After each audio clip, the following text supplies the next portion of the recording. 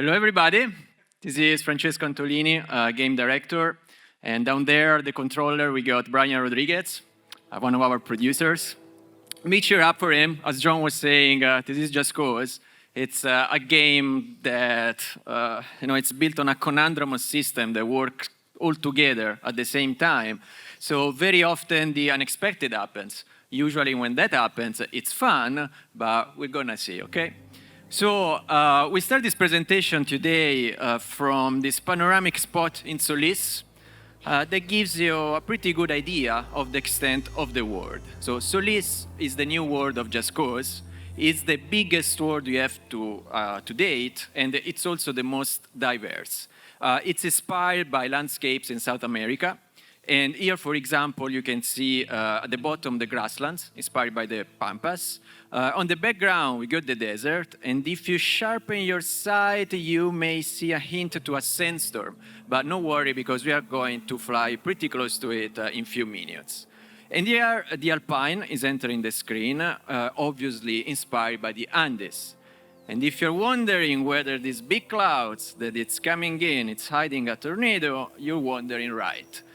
You've seen this probably at E3 or in some of the videos that we have released. You did see that in the context of a mission, but as you see, the tornado is there, the sandstorm is there, and blizzards are to be found in the mountains. Everything is procedurally generated, everything is there for your use, per use, and to just have fun with those. Let's just jump down the cliff. Needless to say, both parachute and wingsuit are back. We know how much you did love those in the previous games, so we did the extra effort to perfect them even more. We improved the interaction model, and we've polished the animation and the way that Rico relates to his parachute and the wingsuit. The result is an experience that feels extremely natural and organic. We just landed on an airstrip. Something is missing, I guess a plane, so why don't we drop one?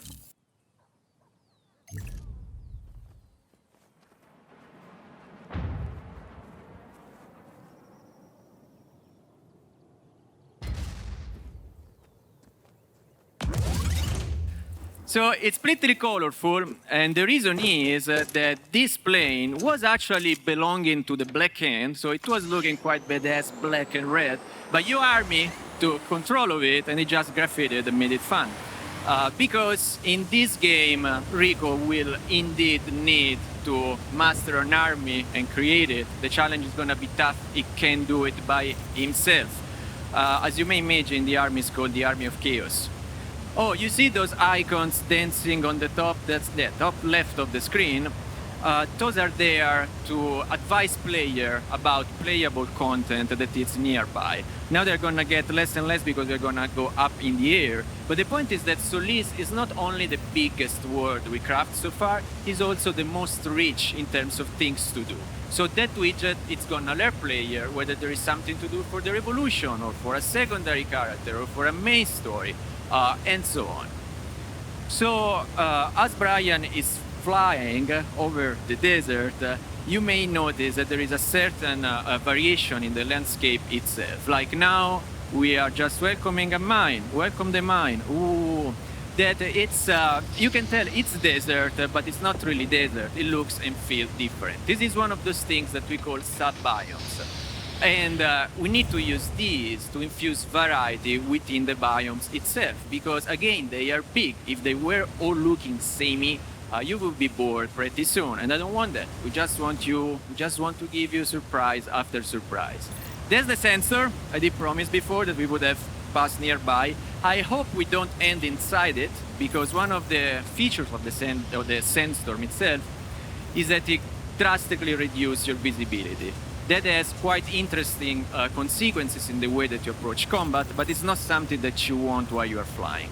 Oh, here it's another one of my favorites. Probably this is my favorite sub-biome in the desert, is the canyon that goes with a river at the bottom. Now, the world is big, and it's big not just for the sake of being big. It's big because Rico moves fast. He moves fast if he's in a vehicle, he moves fast if he's in his wingsuit, and he basically teleports himself every time that he fires his grappling hook. So we literally need ground to cover. This time around, we also built it differently. If you've played the previous games, you will remember a game that is structured in a set of island or island. In Just Cause 3, we went for more of an imposing landmass. I define it positively overwhelming, and this changed quite a bit the experience. Just think about the role of water. There is no more ocean, but we got rivers that in pure Just Cause style are fully physicalized, so they got currents and things can float on them according to proper fluid dynamics. And it's not only a matter of cosmetics, right? It's not only that they look and feel different, they also play different. The biome literally structure your gameplay space. So that, say, driving on the desert through the dunes is a completely different feeling than driving on the rainforest, where it's kind of hard to get off-road because you got trees everywhere. Now think a bit about it. This also means that the moment that you are chased by the Black Hand, the strategies that you're going to employ in the desert are completely different from the one that you're going to employ in the grassland, the alpine, or the rainforest. It's like having 4 games in one. This is one of the town that I love the most. It's inspired by Huacachina. That's a town in Peru, an oasis town, because it's built around an actual lake in the desert.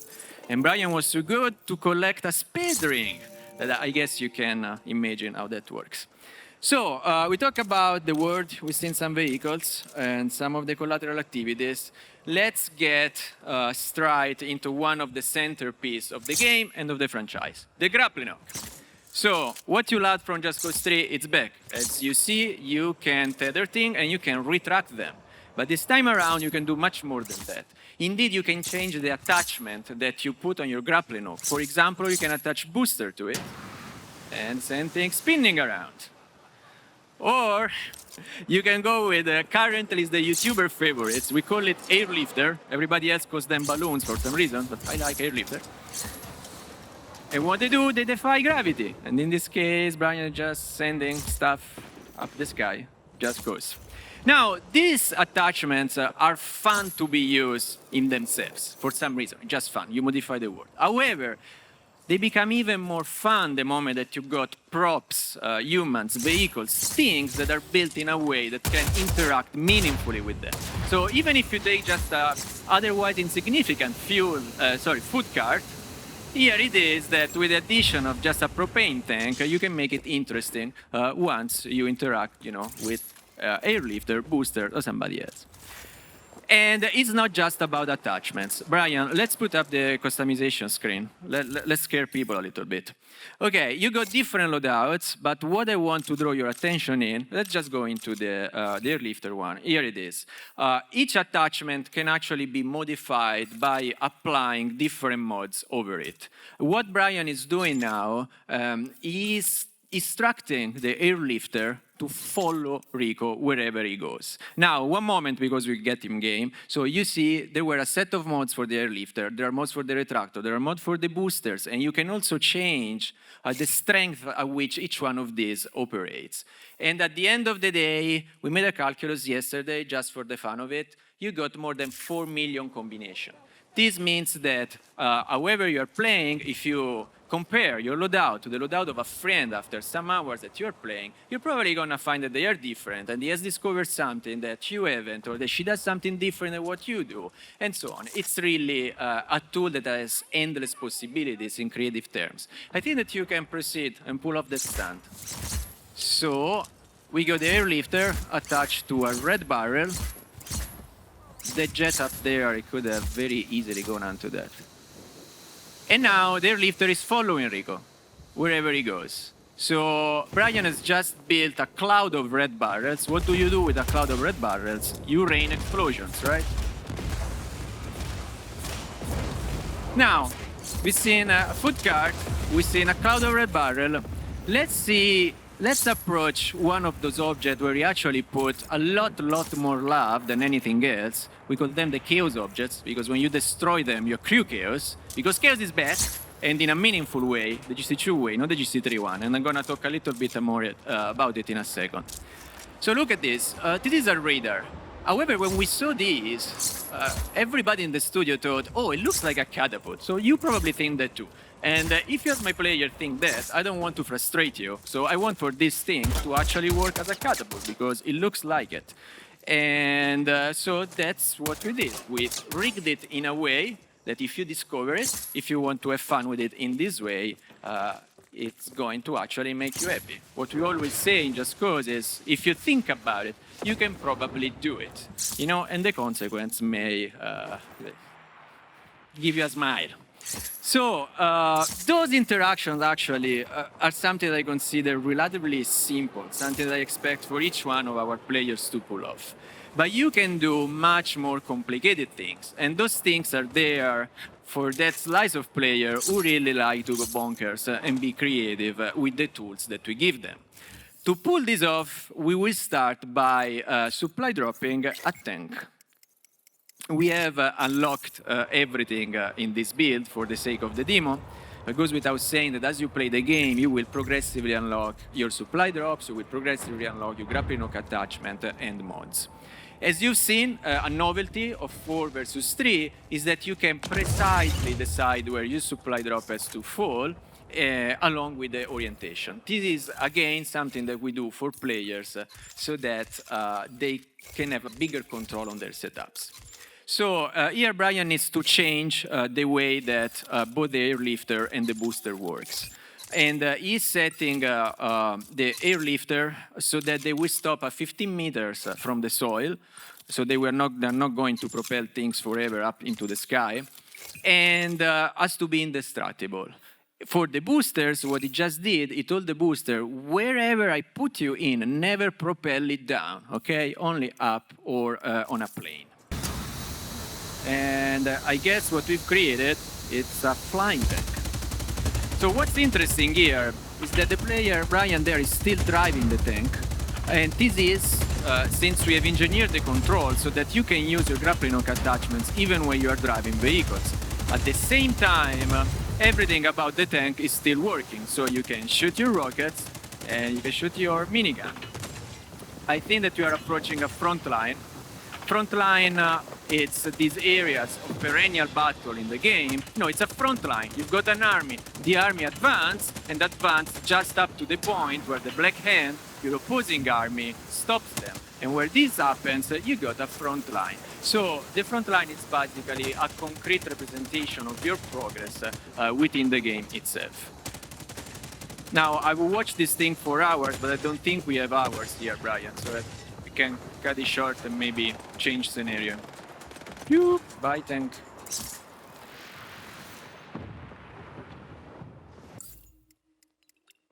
We are going to switch now to the rainforest, namely to a place called Meteolab. It's a research facility where they research lightning. At this point into the game, because obviously it is a safe game, right? We did already take control of Meteolab itself. This is why you don't see Black Hand. It's also a quite nice sunny day, so the situation is calm. It's beautiful. There's a little breeze. Why don't we take a weapon? Oh, wind gun. Wind gun is one of my favorites because it really leverages physics. And what it does is basically shoots wind, right? So it means that if you have a dynamic object, whatever that is, maybe it's a person, a vehicle, or, you know, that's what you just seen, it will propel it. It has a secondary fire, like each one of the weapons in the game. And in this case, the secondary fire, it's a burst of wind that you are gonna use to kick this thing away. This will give us chaos. As I was mentioning before, chaos is back. And what basically does, the more chaos you wage, the more people will admire you, and the more people are going to join you. So doing more chaos is what you need to do to actually master people to join your army. You can see this updraft. Wind is a big component of the game, and you know for sure if you've seen the tornado video. We don't have only destructive wind, there is just wind that brings you around the world, and there is what we call mechanical wind, like this one. I love this because it allows me to hover in my parachute over the base and rain that from above. Let's see what happens if we shoot the wind gun now. Fire it now. Rico gets propelled. And this is kind of a testament to how deep and coherent the physics model is. Now, this said, I want to start a bit from a mission, and you may have understood that already, that what we're gonna do now, we're gonna to change everything by basically calling a lightning storm. So in this part of the mission, in this bit, the Meteor Lab is under the spell of a lightning storm and of a black hand attack. And what we are asking the player to do, we are asking the player to rise 3 lightning rods so that they will attract lightning and make the area secure for Rico and his army. So let me tell you something about the extreme weather. There were 3 principles that we were following when engineering and designing each one of the extreme weather events. First of all, we want for them to be game changers in terms of we want extreme weather to change the world. And that's mostly a matter of realization, right? And if you look at Meteor Lab now, this is the same place that you've seen 2 minutes ago. It's radically different, right? The atmosphere is different, the feel is different, and it also plays different. Because indeed, the other 2 principles were, 1, we want for extreme weather to be and feel challenging to players, okay? It can't just be something that you have and you walk down it. Secondly, we wanted for it to be something that you could use, you could master and use to the end of the sandbox itself. Not an easy challenge, and each extreme weather event achieves it in a different way. So I'm gonna tell you how we did that with the lightning, and this discovery is going to hopefully help you to make sense of what's happening right now on the screen. So lightning follows a very simple rule that says if there is a character or a vehicle within the vicinity of a lightning strike, the lightning is going to hit the highest one. Now, I am looking more at you than at the screen, so I don't know how many times that happened. The point is that here, everything happens, it's procedurally generated, so we don't really have control when a lightning strike. And let's say if it works, the lightning should hit the chopper, and indeed, it hits the chopper. And I could definitely watch this going on for hours and hours as for the flying tanks, but again, we don't have hours and hours, so I apologize about that. But getting to conclusion now, we just played for 15 minutes, I believe, but we've seen quite a lot of things. We've seen Solis, and hopefully now you have a better idea of what the extent and the variety of the world actually entail. We had a very little sneak peek of the park of vehicles and weapons within the game. I've mentioned that each weapon comes with a secondary fire, and that vehicles themselves, most of the time, comes with some novelty, something new to discover, something that you can use to the end of the sandbox. Similarly for destruction objects and prop of the world. There's always a little secret to discover, always a little interaction that will make you smile at the moment that you use the grappling hook on them. And last but not least, we've seen a second extreme weather event after the tornado, which is the lightning storm. Thank you guys, I hope you did enjoy the demo.